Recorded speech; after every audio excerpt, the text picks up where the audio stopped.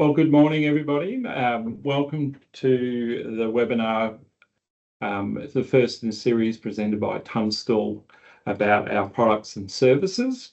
My name is Paul Hollins. I'll be talking today about the monitoring service that Tunstall offers, as well as discussing one of the main alarm products that we offer in the market.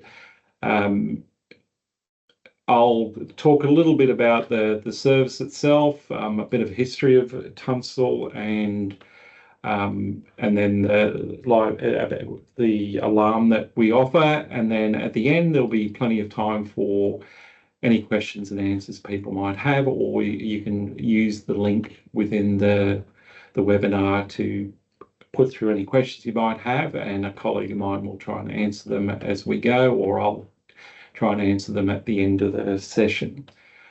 So just to kick off, in terms of the product and everything, or myself to begin with, I've been with Tunstall around getting on to 8 years now. I started in our customer service area, and I'm now work with the team that actually looks after the monitoring of the alarm calls. I've done all sorts of jobs within contact centres in various industries over the years, but as I said, been here close to 8 years, and particularly enjoy the service that we offer and helping our people deliver that great service to our end users. In terms of talking about how our service actually works, or actually we'll begin with who is Tunstall. So Tunstall, we've been here or been around just over 60 years globally. So we started in Yorkshire in the UK, and within Australia for over 20 years now. We have branches and offices and so on, and customers throughout mainly Europe, so throughout the Nordics, Germany, France, Spain, as well as, of course, here in Australia and in New Zealand. Across those various areas, the different service delivery depends on the country and its various models, but here in Australia we have a broad range of clients ranging from retirement living through to private clients to government, and of course one of our growing clients or participants and clients is the participants in NDIS. We're a registered provider for NDIS, so it's an important and growing sector of the market for us. In terms of the vision of Tunstall and our mission, we feel it aligns quite well with the NDIS vision and mission as well, but our vision being a world where people have the freedom to live life to the full in a place of their choice. And the mission being providing technology and services to improve our customers' ability to deliver new, more efficient and effective models for health and care management in a community setting. So again, that's something that I personally, it appeals to me, that idea of giving people that choice, ensuring that people are in control of their own lives and where and how they want to live. So moving on to the actual service, so with the team that I'm particularly involved in, our customer care team are the ones who actually answer the calls from our alarms when they are triggered by the end user. So in effect, how this works. So got a graphic up there, but effectively the client will trigger their alarm. Now, whether they trigger that through the button on the alarm or one of the pendants or fall detectors they can wear, which we'll discuss a little bit later as well. An alarm then connects through to our customer care centre, and we're here obviously 24/7. Once we get that call, the consultant will then try and determine what's going on and what help is needed. So what a common question we get is, what if we can't talk to the end user, if for some reason we can't hear them or they can't hear us? We have processes that we still enact, that even if we can't hear somebody through the alarm, whether it's because they're too far away from the base alarm unit or there's some other reason for it not to connect, The service, or the way we do that, is we assume that they need help until we determine otherwise. So the consultant will go through a range of trying to ring the client, ring into the alarm, ring close by emergency contacts to see if they can check on the person. Effectively, we keep assuming that something's wrong until we know otherwise. So we do have processes in place that even if the alarm doesn't, we are not able to talk to the person through the alarm, we still have ways and processes that ensure that we still get that person help or determine if they do need help. So once we understand what we need to do, and whether that's we're talking to the client and they're telling us what's happening, the consultant will then contact the appropriate people. So whether that's calling an ambulance to come and attend, given the situation, or even if just contacting friends, families, or carers to go around and help, depending on the situation. Again, we're very much driven by what our end users and client want. They are adults, so we're always trying to respect their choice and what they want to do on those calls. So if they direct that they only want us to call a family or a carer, then that's what we do. One of the unique things about our service is once we've contacted those third parties to come and do the help, we will stay on the line on the alarm call with the end user if they want us to. So that depending on the situation, it can obviously be a distressing time for our end users. So having one of our consultants stay on the line, checking in with them and ensuring that they're feeling looked after, it can be very important, and it's something we get very positive feedback about, is us staying on the line with them until the physical help arrives on scene with the end user.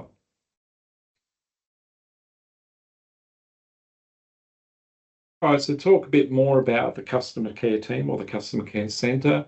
So we'll start with, there is an Australian standard that deals with medical alarms or PERS systems, and so AS4607, which we are fully compliant with. So that lays out all sorts of targets and KPIs around how quickly we answer calls, how quickly we respond to issues with the alarms and so forth.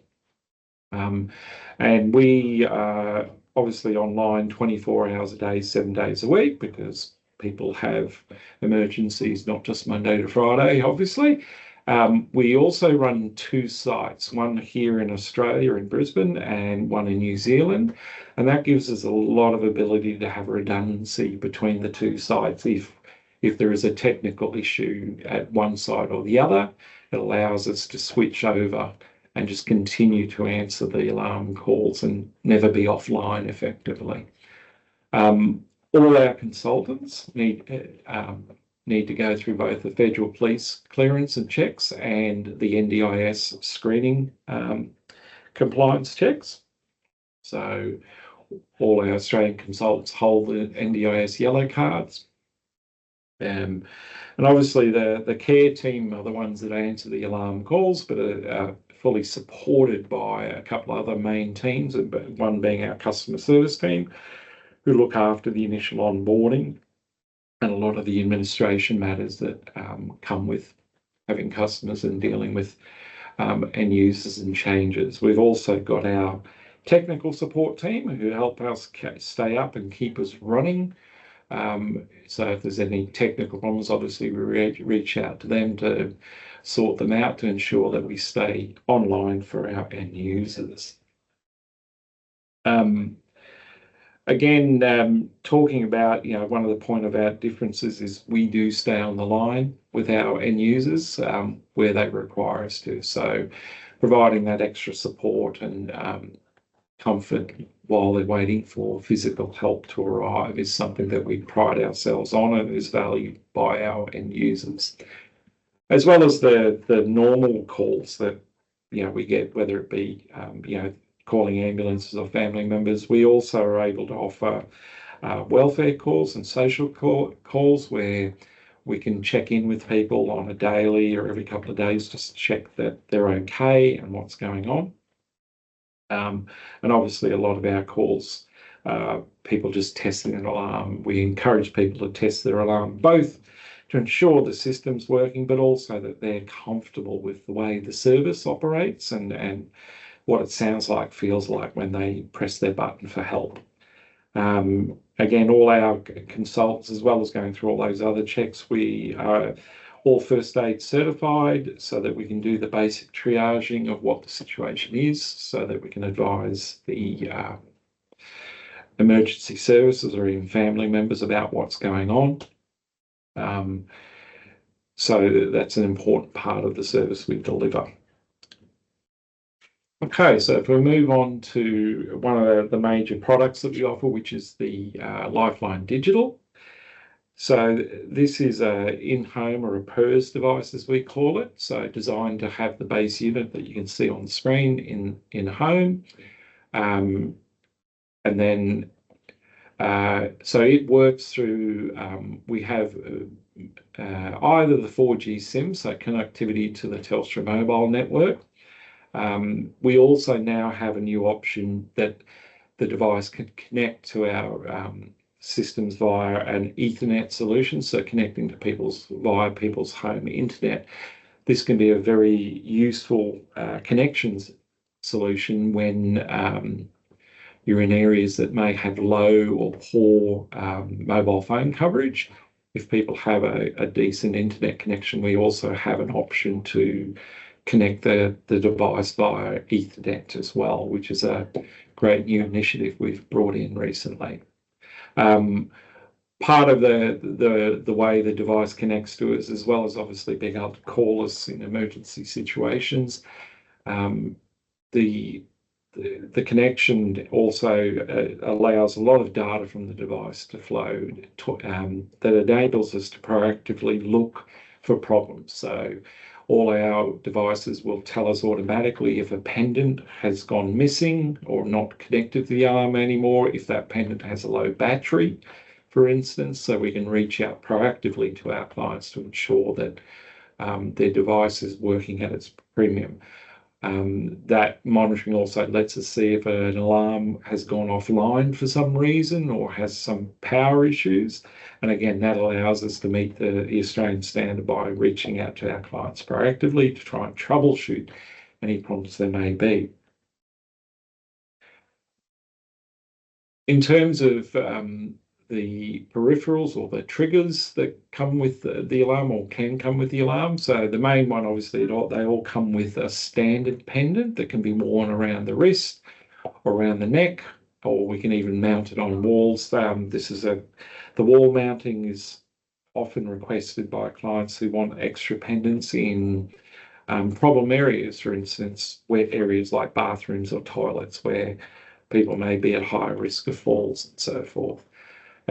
We also offer a fall detector, the Vibi fall detector, that can again be worn either around the wrist as a watch or around the neck. And again, it performs not only as a standard pendant, i.e. people can press the button and trigger the alarm that way, it can also detect some falls independently and trigger the alarm without the client having to press any other button. Obviously very useful for people who may be prone to falls and so on.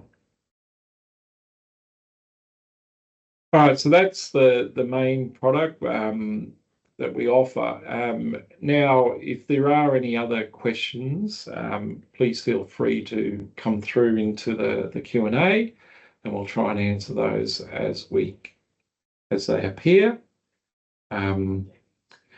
So in terms of one of the questions there around the mobile phone reception, as I've mentioned before, we do have that new Ethernet connection capability that can be a very good option if the mobile phone coverage is poor, but you have decent internet connection, particularly with the rollout of the national NBN service.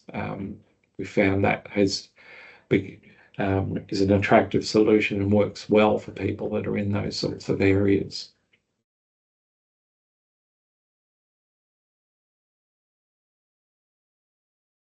So the link for the questions and so forth will be open for a bit longer, and we will reach out to anybody who puts in questions. But if there's no further questions, I'd like to thank people for their time, and just to note that there will be future webinars covering other topics about the Tunstall service and so forth.